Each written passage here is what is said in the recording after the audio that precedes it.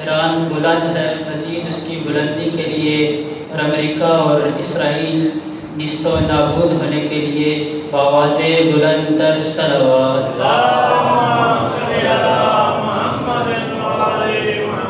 اپنے مرحومین کے درجات کی بلندی کے لیے، بالخصوص حاضرین اور بانیان کی مرحومین کے لیے بآواز بلند تر صلوات۔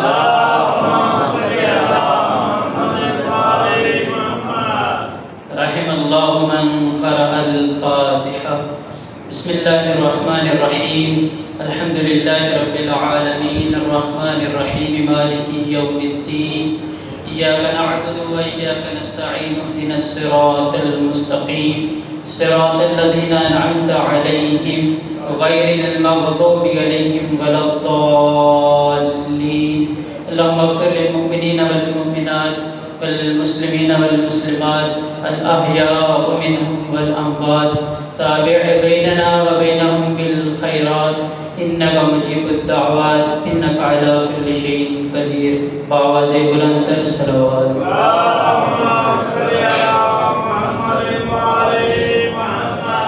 اعوذ باللہ من الشیطان الرجیم، بسم اللہ الرحمن الرحیم، الحمد للہ رب العالمین، والصلاة والسلام علی اشرف الانبیاء والمرسلین، وعلی آل بیتہ الطیبین الطاہرین المعصومین المظلومین المنتجبین، وعلى آل بيته الطيبين الطاهرين، أما بعد، فقد قال رسول الله صلى الله عليه وآله وسلم إن الحسين باب من أبواب الجنة من عانده، یا روایت دیگر من عاداه حرم الله عليه ريح الجنة۔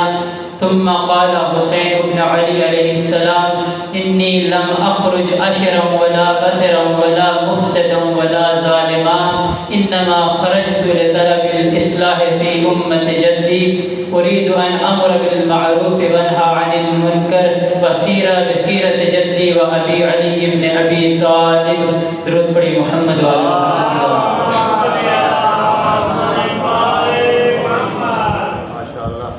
تمام حمد و ثنا ہے اس مطلق العنان، اس مدبر الامور شہنشاہ پروردگار کے لیے جو پہاڑ قد کے درد کو آنسوؤں کے چھوٹے سے قد میں ڈھال کر چشمے بشر سے بہا دیتا ہے۔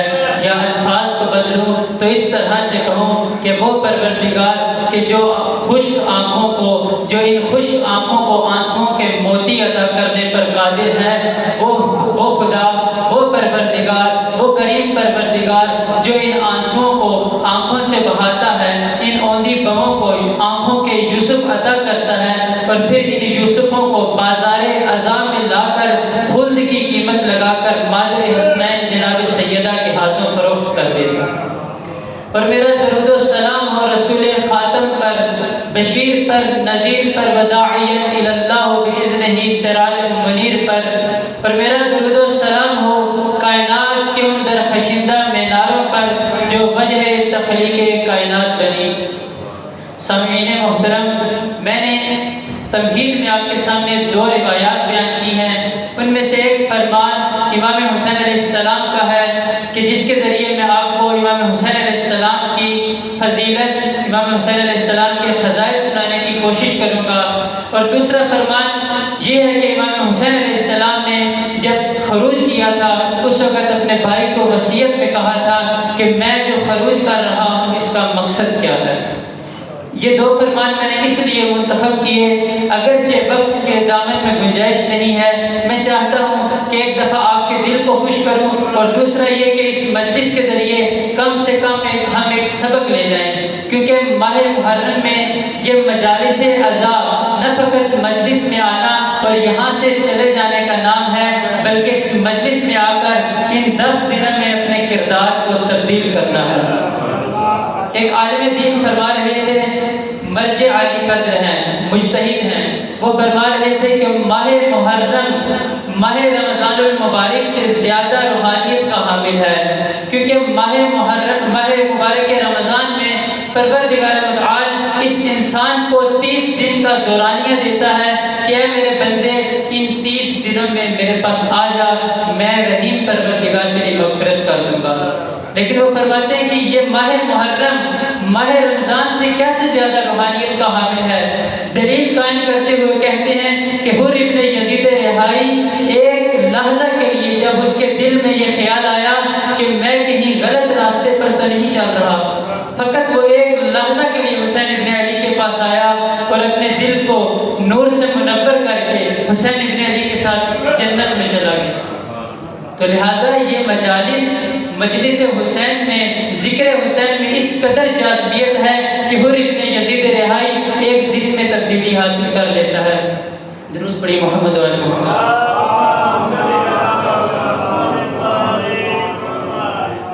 تو میں نے جو روایت پہلی آپ کے سامنے پڑھی اس میں رسول خدا امام حسین علیہ السلام کے بارے میں ایک قصیدہ پڑھ رہے ہیں۔ کیا فرماتے ہیں؟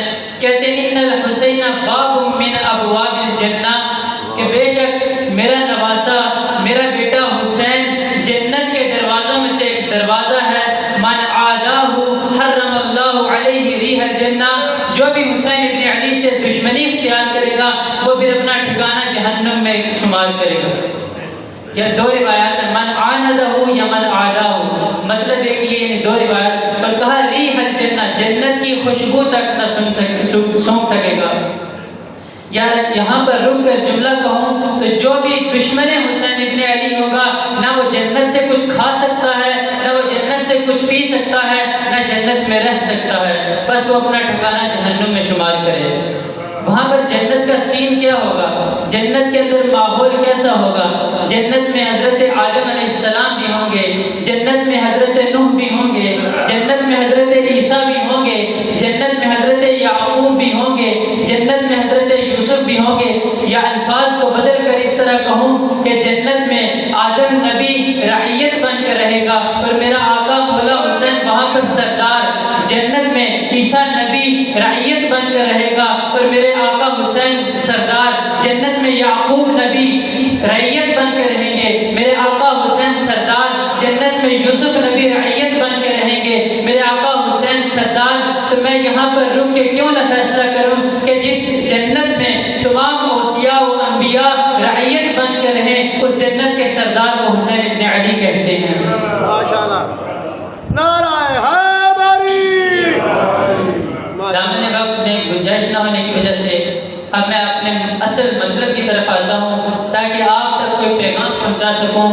مومنین کرام جب حسین ابن علی خروج کر رہے تھے فرمایا کل کو کوئی یہ گمان نہ کرے کہ حسین ابن علی حکومت کی لالچ کے لیے نکلے تھے، حسین ابن علی نے اپنی حکومت قائم کرنی تھی، بلکہ کہا میں بتاتا ہوں کہ میں کس لیے جا رہا ہوں۔ فرمایا انی لم اخرج اشرا ولا بدرا ولا مفسدا ولا ظالما، کہ نہ میں کسی شرارت کے لیے نہ میں فساد کے لیے نکل رہا ہوں، انما خرجت لطلب الاصلاح فی امت جدی، میں اپنے جد میں حضرت رسول خدا صلی اللہ علیہ وآلہ وسلم کی امت کی اصلاح کے لیے نکل رہا ہوں۔ آیت اللہ مصباح یزدی اپنی کتاب مشکات میں لکھتے ہیں کہ اگر ہم اس جملے میں ٹھہر کر توجہ کریں تو امام حسین علیہ السلام نے یہ نہیں فرمایا انما خرجت للاسلام، بلکہ فرمایا انما خرجت لطلب الاسلام، یعنی میں امت کی اصلاح کی کوشش کے لیے نکل رہا ہوں، نہ کہ امت کی اصلاح کے لیے۔ یعنی معلوم ہوا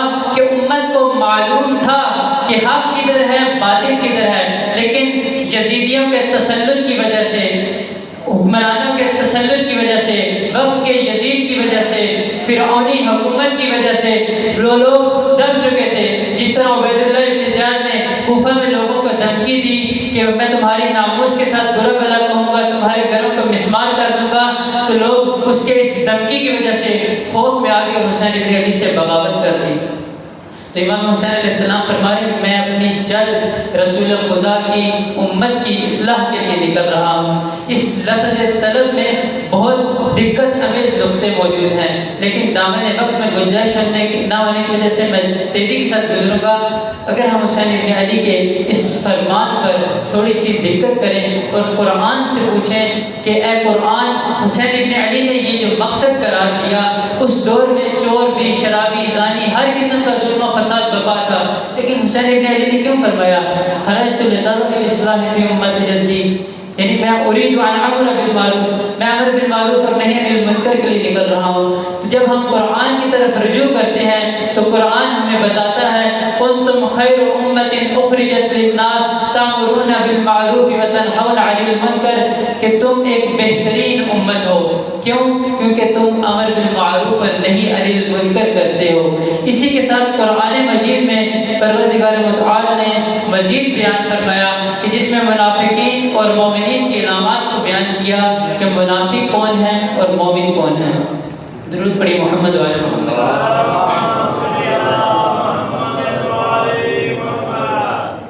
فرمایا سورہ توبہ آیت نمبر 67 میں ہے المنافقون والمنافقات بعضهم من بعض یأمرون بالمنکر وینہون عن المعروف، کہ جو منافق لوگ ہیں چاہے مرد ہوں یا عورت ہوں، یہ آپس میں ایک دوسرے کے دوست ہیں۔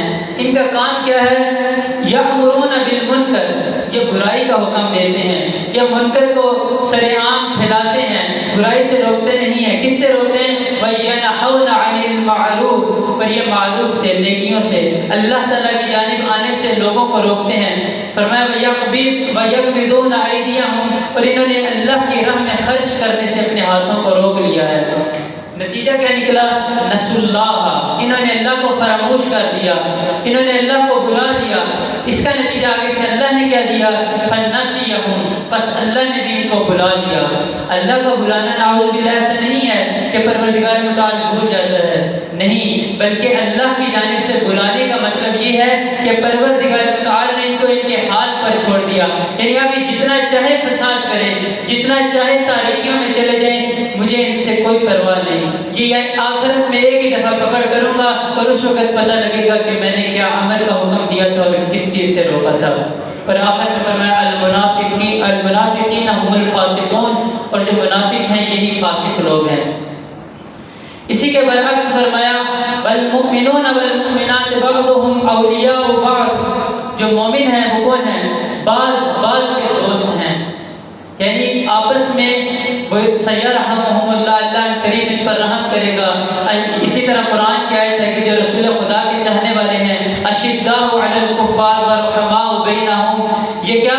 جو رسول خدا کے دشمنوں کے ساتھ، کفار کے ساتھ، وقت کے دشمنوں کے ساتھ کیا ہے؟ اشداء علی الکفار، شدت رکھتے ہیں، نفرت رکھتے ہیں، اور کیا؟ ورحماء بینہم، اور آپس میں رحیم ہیں، آپس میں ایک دوسرے کے ساتھ تعلق رکھتے ہیں، ایک دوسرے کے ساتھ تعاون کرتے ہیں۔ تعاون علی البر والتقوی، یعنی تقوی اور نیکی میں ایک دوسرے کا تعاون کرو۔ پھر آگے اس آیت میں فرمایا یأمرون بالمعروف وینہون عن المنکر، جو مومن ہوگا وہ معروف کا حکم دے گا اور برائی سے روکے گا۔ ویقیمون الصلاۃ ویؤتون الزکوٰۃ، اور نماز کو قائم کرے گا اور زکوٰۃ کو ادا کرے گا۔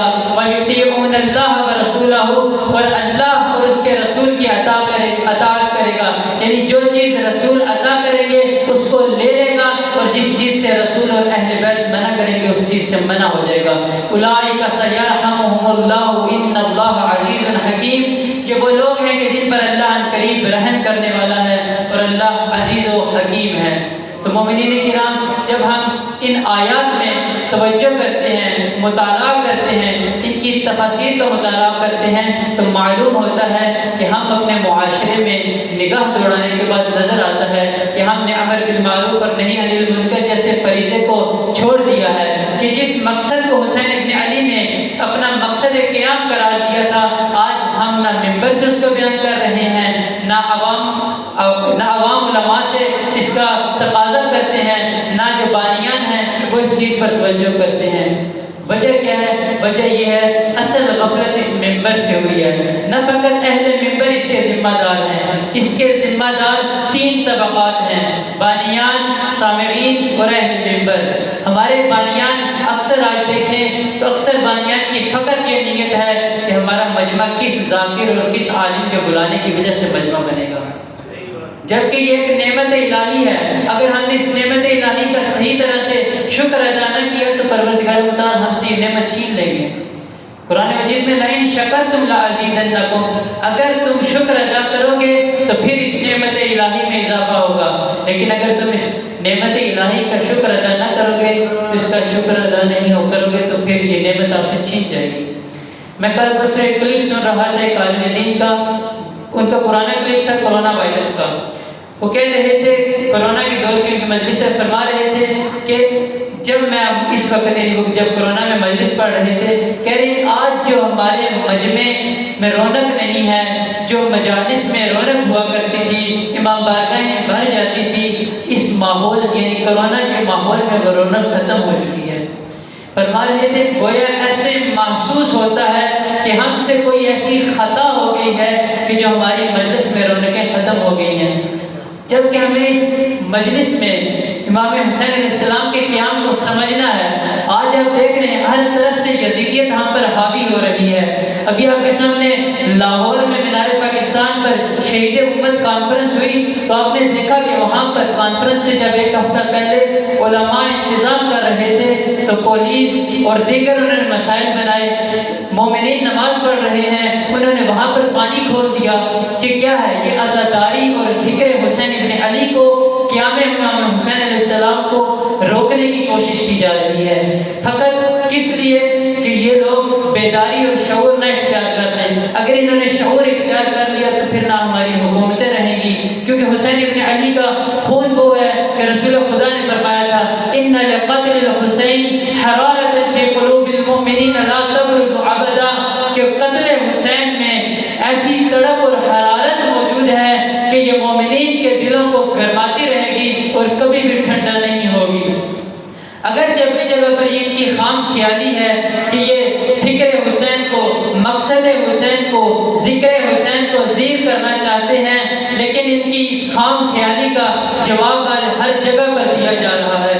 حالانکہ اس پرشکوہ محفل میں، اس پرشکوہ شہید امت کانفرنس میں اتنا مجمع تھا کہ غالباً 3 سے 4 لاکھ لوگ تھے، لیکن آج پروپیگنڈا کرنے والے یہی کہہ رہے ہیں کہ وہاں پر کرسیاں خالی تھیں، جبکہ میں بندہ ناچیز وہاں پر خود شامل تھا، اور جب میں نے خود وہاں پر مغرب میں تلاوت ختم ہوئی تو میں نے دیکھا وہاں پر بیٹھنے کی جگہ نہیں تھی، لیکن آج پروپیگنڈا کیا جا رہا ہے۔ ہم نے اس محرم میں اس پروپیگنڈا کا مقابلہ کرنا ہے، ہم نے اس کے سامنے ڈٹ جانا ہے، ہم نے کسی دم بھی اپنے آپ کو زیر نہیں کرنا اور مقصد حسین کو سمجھنا ہے۔ ہم مقصد حسین کو ان 10 مجالس میں نہ علماء بیان کر سکتے ہیں، کیونکہ حسین ابن علی نے بہت سے خطبات بیان کیے، جب سے مکہ سے نکلے، مکہ مدینہ جہاں جہاں پر گئے، جیسے موقع ملا ہر کسی کو اپنے لشکر میں شامل ہونے کی طرف دعوت دی اور ان کو اپنی طرف بلایا۔ آقا صاحب کی صحت و سلامتی کے لیے بآواز بلند صلوات۔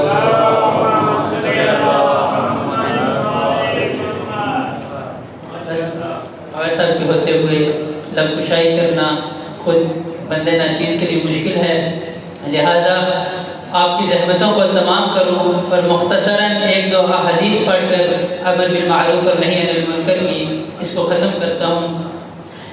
امام جعفر صادق علیہ السلام اور امام باقر علیہ السلام سے ایک ہی مفہوم کی روایت ہے، فرماتے ہیں وَيْلٌ لِقَوْمٍ لَا يَدِينُونَ اللَّهَ بِالْأَمْرِ بِالْمَعْرُوفِ وَيَنْهَى عَنِ الْمُنكَرِ، کہ پروردگار متعال کہ جو اولیاء ہیں، ائمہ اہل بیت ہیں، کہ جو اکبرنا محمد، اوسطنا محمد، وآخرنا محمد، وکلنا محمد کے مصداق ہیں، وہ فرما رہے ہیں ویل لقوم، اس قوم پر ویل ہو، لعنت ہو، کون سی؟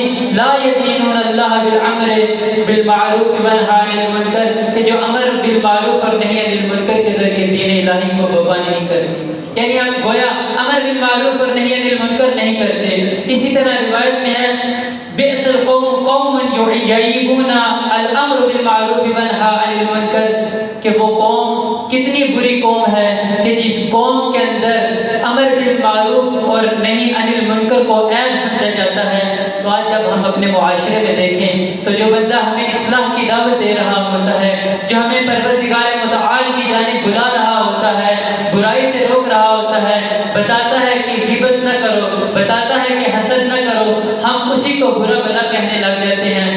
اسی کی مذمت کرتے ہیں، ہم اسی کی حوصلہ شکنی کرتے ہیں، تو ایسے لوگوں کے لیے جو یہ کام کرتے ہیں ان کے لیے امام باقر کا یہ فرمان ہے کہ بئس القوم، وہ قوم کتنی بری ہے۔ امام صادق نے رسول خدا سے ایک روایت کی ہے، اس روایت کو پڑھ کے آپ کی زحمتوں کو تمام کروں گا۔